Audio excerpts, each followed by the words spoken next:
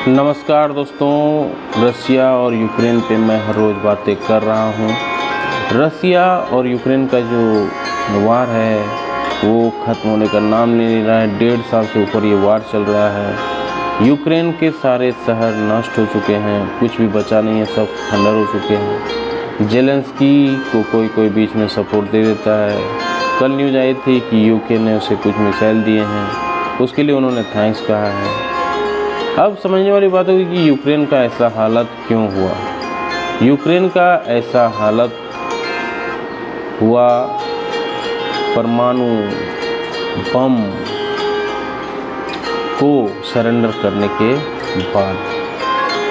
हुआ यूँ कि यूरोपियन कंट्री ने यूक्रेन पे ये दबाव बनाया 1996 में कि आप परमाणु बम को सरेंडर कर दीजिए, सारे परमाणु बम को ख़त्म कर दीजिए, ये आपके लिए अच्छा नहीं होगा।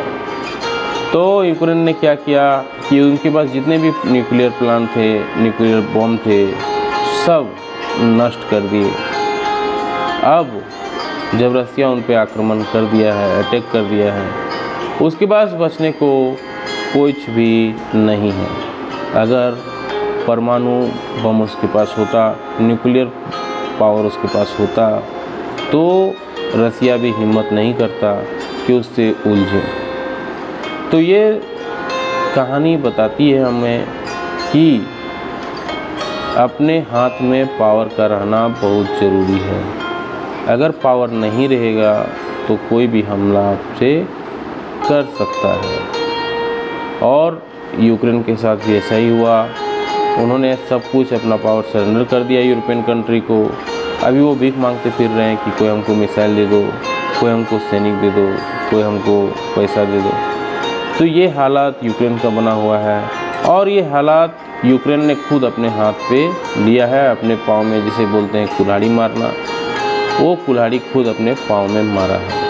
अगर वो यूक्रेन अपना न्यूक्लियर डील को ख़त्म करने पे, न्यूक्लियर पावर को ख़त्म करने पे फोकस नहीं करता तो आज यूक्रेन का ये हालत नहीं होता।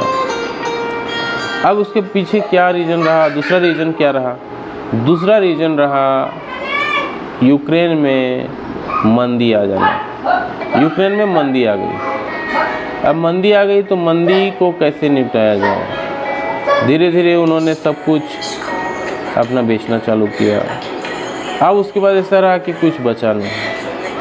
अब मंदी क्यों आती है ये पहले भी वीडियो में एक्सपेंसेस बढ़ जाता है और इनकम कम हो जाती है। सरकार का एक्सपेंसेस, जैसे आर्मी को पैसा देना हो, रोड इंफ्रास्ट्रक्चर बनाना हो, हॉस्पिटल का खर्चा हो, गवर्नमेंट का खर्चा हो, ये एक्सपेंसेस बहुत सारे होते हैं जो एक्सपेंसेस को मीट करना होता है इनकम से। लेकिन इनकम नहीं हो रहा है। अब इनकम कहाँ से आता है?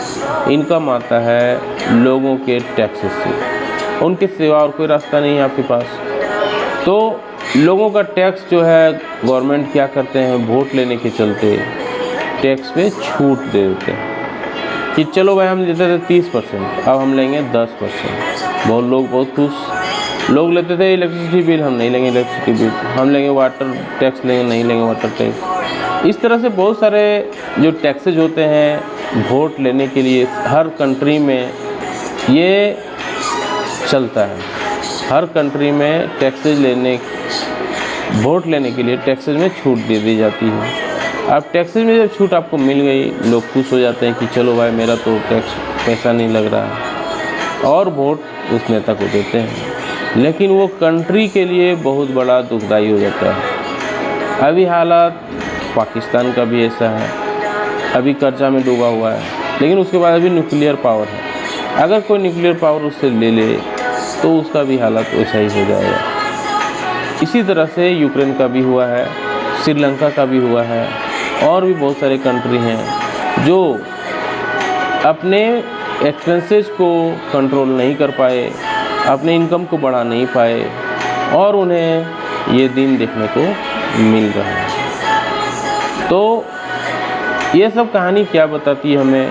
चाहे कंट्री हो, चाहे व्यक्ति हो, चाहे कंपनी हो, जैसे कि रिलायंस का कम्युनिकेशन जो अनिल अंबानी चला रहे थे, रिलायंस इंफ्रा चला रहे थे, ख़त्म हो गया। रिलायंस पावर चला रहे थे, ख़त्म हो गया। तो ये बताती है कहानी कि आपको तो पहला कहानी से शिक्षा मिलती है कि आपको पावर को अपने हाथ में रखनी है। जो आपका पावर है, यूक्रेन का पावर था न्यूक्लियर को उन्होंने सरेंडर कर दिया। कोई भी कंट्री का पावर होता है न्यूक्लियर को सरेंडर कर दिया तो उसका पावर सीज हो गया, पावर ख़त्म हो गया। दूसरा है कि अपना एक्सपेंसेस को कंट्रोल रखना है। जो एक्सपेंसेस है, अगर जो कंट्रोल नहीं रखेगा, इनकम को अपना बढ़ाइए। अगर इनकम नहीं बढ़ रहा है तो आप मुश्किल में पड़ सकते हैं। उम्मीद है वीडियो अच्छी लगी, लाइक एंड शेयर जरूर करें। जय हिंद, वंदे मातरम।